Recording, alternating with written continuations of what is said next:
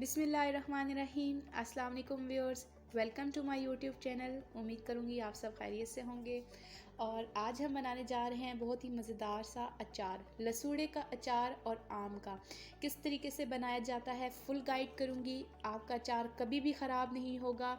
किस तरीके से हम अचार को सेव कर सकते हैं और कैसे अचार हमारा साल 2 साल के लिए कभी भी ख़राब नहीं हो सकता। इस रेसिपी में आपको सारी बातें समझ आएंगी। सबसे पहली ट्रिक ये है कि जब भी आप आम या लसूड़े लें, उनको वॉश कर लें। अच्छे तरीके से वॉश करने के बाद आपने किसी साफ़ कपड़े से इनको अच्छे तरीके से साफ़ कर लेना है, ताकि इनके ऊपर ज़रा सा भी पानी ना हो। जब ये खुश्क हो जाएं तो आपने लसूड़ों को डंडी से उतार के अलग कर लेना है और आम जो है उनके आपने पीसेस कर लेने हैं। इस तरीके से कर सकते हैं और इस तरीके से आपने लसूड़े का जो ऊपर गोल कवर होता है वो भी उतारना है। लसूड़े भी हमने साफ़ कर लिए और हमने आम भी पीसेस में कर लिए। सबसे पहली ट्रिक ये थी। दूसरी, आपने इसको पानी में बॉईल नहीं करना। अक्सर लोग लसूड़ों को पानी में बॉईल करके बनाते हैं, लेकिन इसका असल तरीका इसको भून के बनाया जाता है। यहाँ पे मैंने एक देचकी ले ली है, उसके अंदर मैंने 250 ग्राम मैंने सरसों का ऑयल इस्तेमाल किया है। आपने भी अचार के लिए सरसों का ऑयल ऐड करना है। ऑयल गर्म होने पर मैंने सबसे पहले लसूड़े ऐड किए हैं और उसके बाद यहाँ पे मैंने आम। अब हमने तकरीबन इनको 7 से 8 मिनट के लिए भून लेना है। तब तक भूनना है जब तक ये गल नहीं जाते। इतना ज़्यादा आपने इनको गलाना नहीं है। आप यूँ कह सकते हैं, जब इनके ऊपर हल्की हल्की झुर्री आने लग पड़े लसूड़ों पर और आम पर, तो आपने इनको उतार देना है। मतलब इतना ज़्यादा आपने इसको गलाना नहीं है।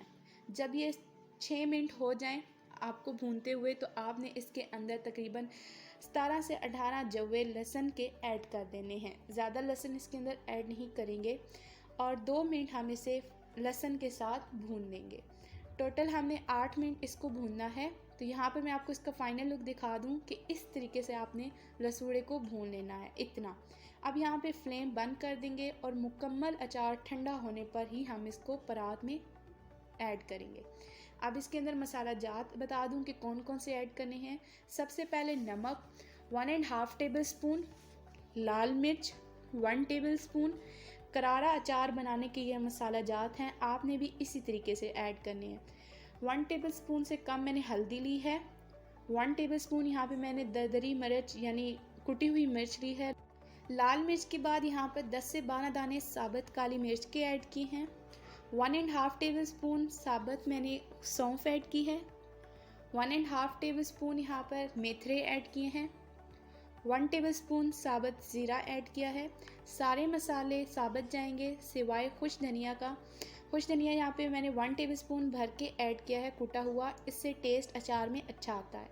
ये है व्यूअर्स हमारे पास राई, जिसे सरसों कहते हैं। 1 टेबल स्पून आपने ये ऐड करनी है। ये आपको इजीली मार्केट से मिल जाएगी। और यहाँ पर है हमारे पास 1 टेबलस्पून कलौंजी।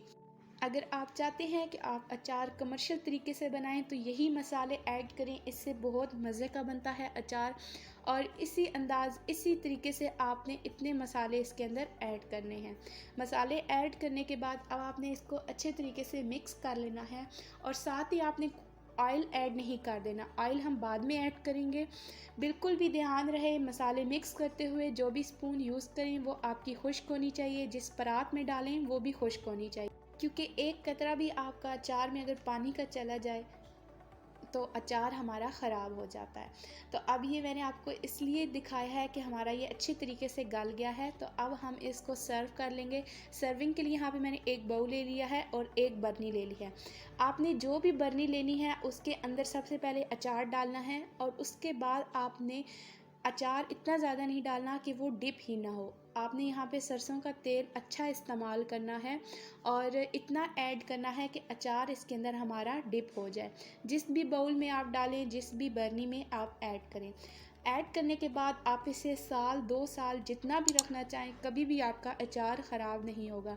अगर आप मेरी रेसिपी को फुल फॉलो करेंगे तो इंशाल्लाह आपको कोई शिकायत नहीं होगी और ये बहुत मज़े का बनता है। आपने इस रेसिपी को ज़रूर ट्राई करना है।